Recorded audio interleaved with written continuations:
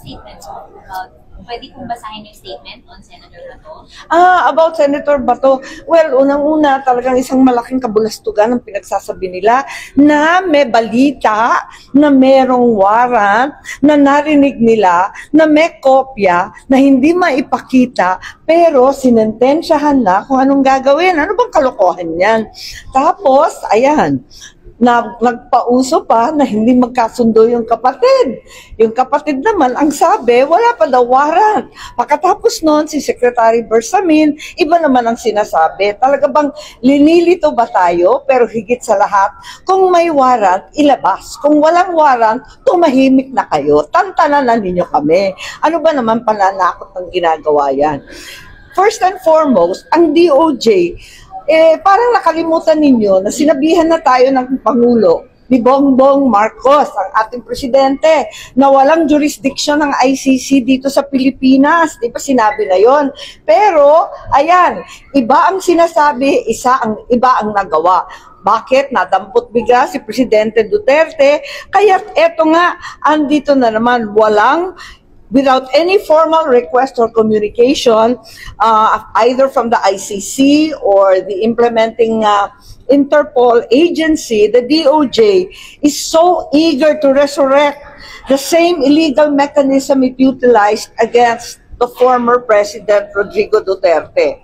Let me remind the DOJ, before any Philippine authority can surrender, extradite, kung ano-ano pang mga terminology yung ginagamit para lituhin tayo, it must first have lawful custody of that individual.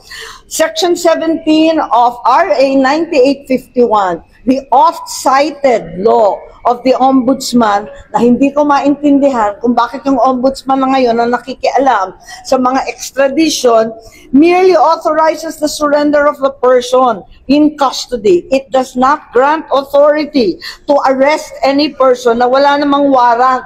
Naku naman talaga kayo, ginugulo lang ninyo kami at talagang linilin lang ang mga Pilipino. Pananakot na klarong-klaro ito. And to construe otherwise would be tantamount to authorizing the extrajudicial arrest for the purpose of delivering a Filipino citizen to a foreign tribunal. Bakit tayo papayag isuko ang Pilipino sa mga dayuhan? Power that the RA 9851 clearly does not bestow. And also, the DOJ must be reminded that clearly under our Constitution, only Philippine courts may issue warrants of arrest, as they alone are vested with the fundamental law, our Constitution with judicial power. No act of cooperation with a foreign entity can supersede the Constitution and the fundamental guarantee of due process and of sovereignty. Yun lang. Ma'am, would you advise Senator Bato na magpatuloy pa rin at pumasok dito sa Senado? Wala ako narinig kay Senator Bato, si Nancy De La Rosa na lang nagte-text eh. Kasi hindi mo naman mabibintang yung tao, walang warrant, puro haka-haka, puro chismis, puro balibalita, puro kopya-kopya. Tinatakot naman talaga siya. Ano ba naman yan? Ano pong sabi ni Mrs. Nancy? Well, abalang-abala siyempre ang misis niya at sanay na sanay yan eh, talagang asawa ng pulis. Pero ganun pa man, takot na takot. At kabang-kaba, nananawagan, natulungan sana sila na kahit papano may due process, may justisya, may soberanya ng Pilipinas, ang umiral sa lahat. Tatanong niyo kung nasaan po si Senator Bato? Hindi ko na tinatanong, mas maigi na, di ba? Hindi naman sasabihin at ayoko rin malaman. Okay, so mamang pinarating po, humihingi ng tulong sa inyo si Mrs. Humihingi ng tulong sa lahat, talaga naman. At kung maaring tulungan, sabi ko, asahan ninyo kung anong abot ng aking makakaya. Tutulungan natin si Bato. Hindi para makaligtas kung siya ay may sala talaga, kundi na makatarungan ang mga proseso na gagamitin. Huwag itong nangyari kay Presidente Duterte maulit-ulit. Ma'am, right now, ano po yung forms of help or assistance yung plano niyo po na ibigay, i-exert kay Senator Bato? Syempre sa ngayon, ang dapat ipaliwanag sa taong bayan na huwag tayong papayag na maulit muli ang nangyari kay Presidente Duterte. Kung maulit na naman yan, itong inaanunsyo nila, nadadamputin na naman si Senator Bato, si Senator Bongo, pati si Vice President Sara Duterte, at hindi po pwede yan. At kung sino-sino pa na linilista nila, kasarantaduhan na yan, huwag na tayong pumayag. Sa ngayon po ba, ma'am, dahil wala pang warrant, kailangan immediately i-produce or i-present kung sakaling may warrant man at kung wala, ma-clarify? Yun po ba yung panawagan ninyo? Ang panawagan ko, hanggat klaro at maipakita ninyo na totoo, kinakailangan tumahimik muna kayo. Kasi puros pananakot na ito. Ikalawa, kung talagang nariyan na yung warrant, fair warning lang, babala lamang sa ating mga opisyal, alalahanin na merong pang batas, merong pang konstitusyon, at may karapatan ang bawat Pilipino ipagtanggol ang sarili sa sarili nating mga korte. Ano po nakikita niyong motive ng pananakot? Yun na lang. Wala, syempre, under the gun lahat ng tinatawag na oposisyon, kahit hindi naman oposisyon. Sen, sorry, balikan ko lang. Ano po yung categorical na tulong na hinihingi ng asawa ni Senator Bato? Wala. Sinasabi lang niya, kinakailangan tulungan kasi itong nangyayari ay hindi tama. Pero would you know if meron na pong international law expert or lawyer po na I have no idea. Thank you po. Yes, generic lang talagang nagpapasaklolo lang talaga. As in, natataranta lang talaga kaming lahat.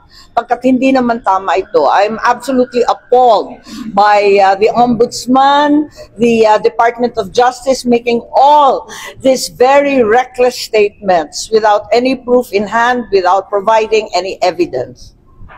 Thank you, ma'am. Thank you, ma'am. Ayun. Magba-blue ribbon ba sa Friday? Yes, Yes po. Tuloy na. So magre-recount na yung Marine. Yun daw ang paputok yung pasabot. Diba? At saka, yung 17 congressman na lang ang hahatakin. Hindi na star witness ang aking pinsan. Yun ata yung original plan eh. You have information na hindi po darating si Congressman. Nagbago ata isip, nahiya din sa sarili. Nagbago ang isip, hindi na a-attend ang information ninyo. Kasi ang dating narinig ko, magiging state witness, siya ang magiging star witness, bibigyan ng witness protection. Pwede ba naman yun? Inuloko na tayo ng lubus-lubusan. Thank you. Thank you, ma'am. Thank you, ma'am. Yeah, but that's the original plan. But that's not what's gonna happen. Ang mangyayari ngayon, magre-recant ang mga testigo. Panoorin ninyo, sigurado ako dyan. Isa-isa yan, na biglang babaliktad. Dahil premature, tinakot ang pamilya, at halos tinutukan ang asawa at anak. Ma'am, sino yung magre-recant? Alam na ninyo kung sino yung pinakamatindi ang testimonya. Si Gutesa ba yun? Si Gutesa po ba yun? Kasi pinakamabigat ang kanyang testimonya. Dahil doon, may personal knowledge at matapang na ibinunyag ang lahat. Talaga naman, tinakot ng todo-todo ang mga pobreng testigo. Hindi tama itong gawain nila. Ma'am, si Gutesa lang ba or may iba pang witness na magre-recant? Sorry? Intention po ba na may pagtakpan dun sa mga... Syempre, klarong-klaro talaga. At alam naman namin na may iba pang mga testigo na pinipigilan na magsalita at ayaw kumbidahin. Ma'am, to clarify, si Gutesa Sa palagay po ba yun? ko, kahit ano pang mag-recant dyan, kahit ano pang mangyari, kahit si Gutesa man at yung iba pang Marines ay magbaliktaran. Di ba sinisiraan na siya, naumpisahan na peke daw, yung nag-notarize, nag-falsify daw, kung ano-ano ang sinasabi. Wala naman naniniwala na sa inyo. Linilin lang ninyo ang sambayan ng Pilipino. Pero ang Pilipino, hindi na po magpapaloko. Ma'am, to clarify, yung pamilya na tinakot ay kay Gutesa, kay Orly Gutesa. O basta, yun na yun.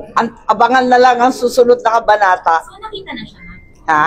Si Gutesa nakita na. Basta, Oo, basta alam ko na magbabaliktaran ang mga testigo, asahan ninyo, tinakot ng tinakot.